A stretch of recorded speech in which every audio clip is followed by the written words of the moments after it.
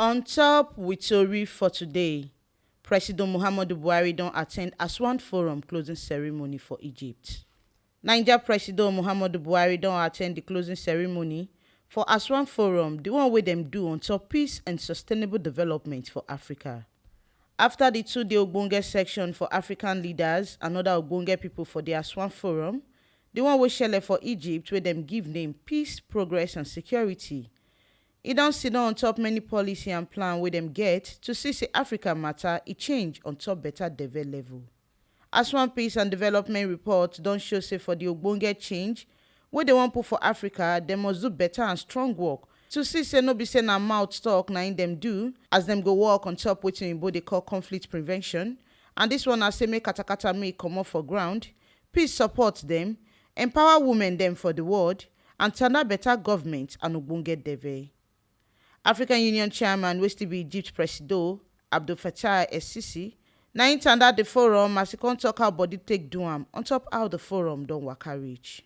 I am really sure and certain that our African continent, beloved African continent, is more than capable to address the challenges in order to achieve stability, peace for our nations, and reinforce the pillars of sustainable development.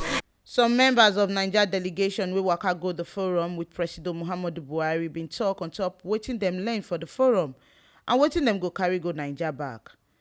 Edo State Governor Godwin Obaseki im be talk say Niger people need do better check unto wetin dey cause the wahala and make dem find solution put for am. Came out clearly is that all Africans must look inwards to solve their problems. They must understand that if there is no good governance, if there's no good leadership, if you do not provide infrastructure, if you do not provide amenities, you do not invest in your countries and in your communities, these are things that could lead to conflicts. The cost of conflicts and wars in Africa is put at about $2.3 trillion annually.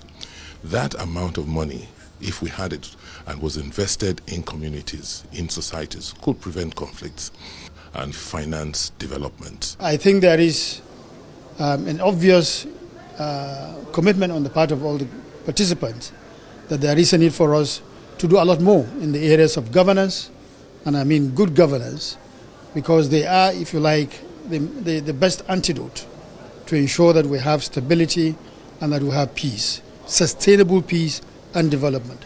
And of course the issue of gender, that there is a need for us to also carry our women and the youth along in finding solutions to some of these problems.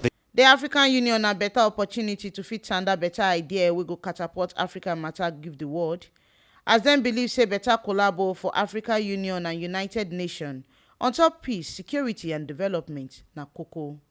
Na here we see the ogbonge informate reach on top with tori for today, as Aswan Forum wey shele for Egypt don finish and Presido Buhari don tanda put for the closing ceremony.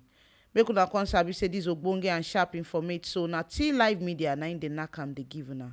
And to continue to dey get this ogbonge and sharp informate, make una no forget to like, comment and subscribe for our YouTube channel for T Live Media TV. Now fit still follow us waka enter Facebook, Instagram and Twitter for T Live Media. And our website sidon gidigba put for www.tlivemedia.com.